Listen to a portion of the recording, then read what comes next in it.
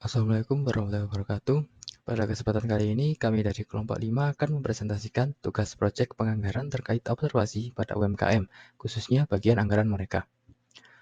Sebelum kami mulai, izinkan kami untuk memperkenalkan diri terlebih dahulu. Ada saya sendiri, Ruben Agil Babirinato, dan rekan-rekan saya, Rofila Masrukan, Sanwi Afif, dan Wahidiyah Firdaus. Lalu untuk detail yang akan kami bahas terkait poin-poin berikut ini. Yang pertama ada profil UMKM, permasalahan UMKM, lalu data hasil observasi, dan penyusunan anggaran, lalu analisis sebab permasalahan berdasarkan hasil penyusunan anggaran. Yang pertama ada profil UMKM. Kami mengambil UMKM Zama Homeware yang dimana ini adalah produk fashion wanita asal Malang yang dikenal dengan bordir khas dan fokus pada kualitas.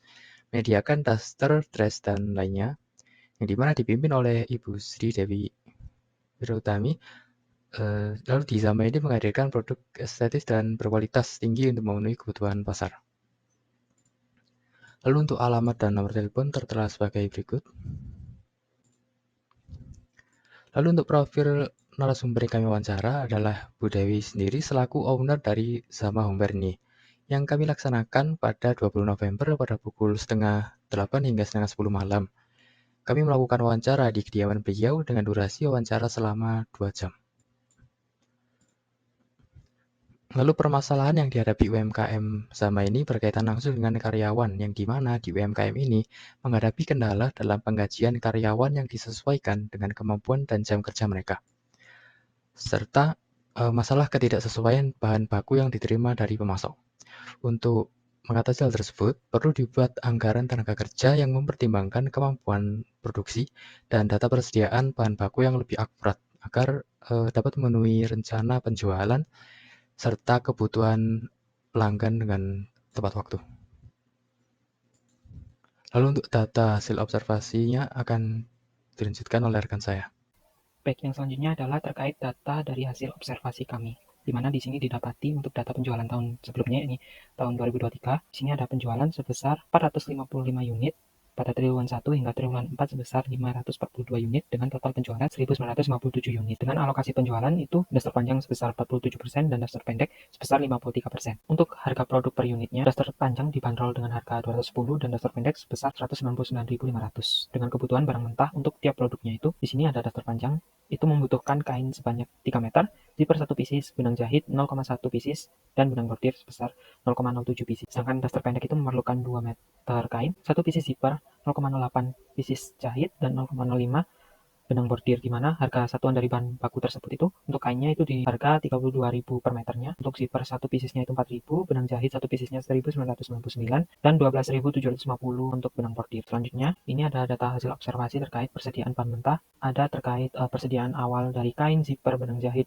dan benang bordir hingga persediaan akhir triwulan keempat. Yang selanjutnya ada jam kerja langsung per unit dan upah jam kerja langsungnya. Selanjutnya, ini data terkait depresiasi, di mana di sini ada bangunan dengan harga perolehan 1,5 miliar, jumlahnya 1 unit dengan usia ekonomis sepanjang 25 tahun. Di sini kita menggunakan depresiasi dengan metode garis lurus sehingga didapatkan 60 juta rupiah per tahunnya untuk depresiasi bangunan.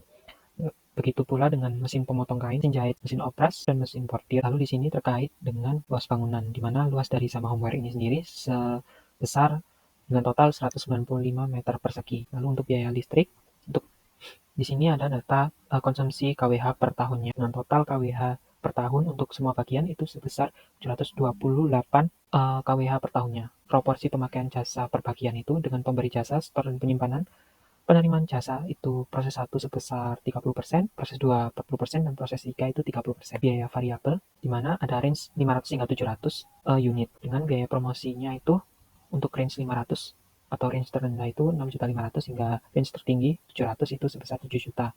Yang selanjutnya ada penyusunan anggaran, di mana di sini yang pertama itu kita menyusun terkait anggaran penjualan. Sebelum menyusun anggaran penjualan, kita perlu mencari yang namanya tren penjualan dan volume. Lalu untuk datanya, karena ini data genap, maka X-nya dimulai dari angka 1 dan dilanjutkan lipatan ganjil. Lalu untuk X-nya itu tinggal mengalihkan volume penjualan dengan X, lalu X pangkat 2 tinggal mengkuadratkan X-nya, sehingga di sini ditemukan trennya itu dengan cara mencari A dulu, di mana A ini didapatkan dari total volume penjualan tahun sebelumnya dibagi dengan banyaknya periode. Di sini untuk total penjualan sebelumnya itu kan 1957 dan periodenya ada 4 bulan sehingga di sini 4, tinggal kita bagikan saja 1957 dibagi 4 sehingga menghasilkan 489,25 untuk hasil dari A-nya. Lalu untuk B-nya itu total dari XY di sini 279 dibagikan dengan total dari X kuadrat yakni 20 sehingga menghasilkan 13,95. Nah, untuk persamaan dari tren ini sendiri itu Y sama dengan A plus BX, di mana A tadi 489,25 sedangkan B-nya itu 13,95. Lalu di sini kita perlu mencari tren dalam bentuk persentase, sehingga kita perlu membagikan volume penjualan tahun sebelumnya dengan trennya. Di sini kita dapatkan 102 pada triwulan 1 hingga 102 juga pada triwulan keempat. Nah, di sini kebetulan sekali ini tren yang persen itu sama dengan indeks musim. Mengapa demikian? Karena data historis yang kami gunakan itu hanya mencakup 1 tahun saja, sehingga trennya itu sama dengan indeks musim. Karena triwulannya hanya mencakup dari 1 tahun itu saja, tidak mencakup dari tahun-tahun sebelumnya. Lalu untuk mencari untuk tren 2024 di sini kita tinggal Y sama dengan A plus BX, di mana Y sama dengan 489,25 ditambah 13,95 dikalikan dengan X sesuai dengan urutan selanjutnya, di mana di sini kelipatan ganjil yang data terakhir triwulan keempat tahun sebelumnya itu kan 3, sehingga kita lanjutkan 5, 7, 9, hingga 11 untuk tahun selanjutnya. Di sini ditemukan 559 di triwulan 1 hingga 643 di triwulan 4. Dengan indeks musim tahun sebelumnya kita kalikan sehingga kita menemukan volume dari penjualan tahun berikutnya. Yang selanjutnya di sini ada anggaran penjualan, di mana kita tinggal mengalihkan volume tadi dengan persentasenya lalu dikalikan dengan harga per unitnya, sehingga total penjualan untuk kedua produk tersebut itu sebesar Rp491.257.305. Selanjutnya untuk anggaran produksi, yang pertama dasar panjang, ini diketahui penjualan setahun sebesar 1.129 yang didapatkan dari tabel rencana penjualan, lalu persediaan akhir sebesar 295, tersedia dijual sebesar 1.424 yang didapat dari hasil penjualan setahun ditambah dengan persediaan akhir, lalu persediaan awal diketahui 270, dan untuk unit produksi sebesar 1.154 yang didapatkan dari hasil tersedia dijual dikurangi dengan persediaan awal. Begitupun untuk perhitungan anggaran produksi dasar pendek. Selanjutnya mengenai anggaran kebutuhan bahan mentah, di sini diketahui nilai produksi per unit untuk triwulan 1 sampai dengan 4 sebesar 274 yang didapatkan dari 582 dikali dengan 47%. Untuk kain dengan nilai SUR 3 diketahui jumlah kebutuhannya 821, lalu untuk zipper diketahui nilai SUR sebesar 1 dan jumlah kebutuhannya sebesar 274, lalu untuk benang jahit dengan nilai SUR 0,1 diketahui jumlah kebutuhannya 27, dan untuk benang bordir dengan SUR 0,07 diketahui jumlah kebutuhannya adalah 19. Begitupun untuk anggaran kebutuhan bahan mentah dasar pendek. Selanjutnya untuk anggaran pembelian bahan mentah. Yang pertama untuk bahan mentah kain, di sini diketahui jumlah kebutuhan untuk triwulan 1 sampai dengan 4 sebesar 1.471 yang didapatkan dari jumlah kebutuhan kain untuk daster panjang dan pendek. Lalu persediaan akhir masing-masing sebesar 258, 311, 308, dan juga 294 yang didapatkan dari data yang tersedia. Lalu untuk yang tersedia, yakni sebesar 1.729 yang didapatkan dari jumlah kebutuhan ditambah dengan persediaan akhir. Lalu untuk persediaan awal diketahui dari sebesar 197 yang diketahui dari data yang sudah tersedia. Lalu untuk unit beli ini didapatkan dari tersedia dikurangi dengan persediaan awal. Lalu dengan harga per unit 32.000 diketahui jumlah kebutuhan bahan mentah kain ini sebesar 49.018.000 untuk triwulan 1 dan untuk total sebesar 100.091.368.000. Lalu untuk bahan mentah zipper sebesar 9.722.180. Untuk benang jahit ini sebesar 470.658, dan untuk benang bordir yakni 2.213.533.000. Selanjutnya mengenai anggaran biaya bahan mentah.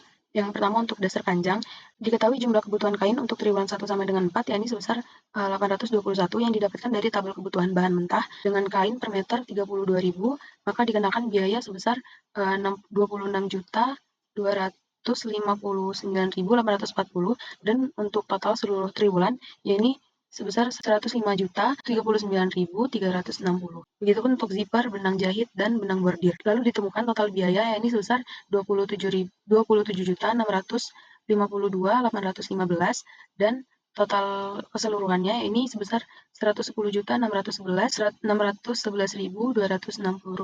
Begitupun untuk anggaran biaya bahan mentah untuk daster. Lalu selanjutnya anggaran tenaga kerja langsung. Yang pertama untuk daster panjang dengan periode triwulan 1 sampai dengan 4 diketahui jumlah unit produksinya sebesar 289 yang didapatkan dari tabel rencana produksi.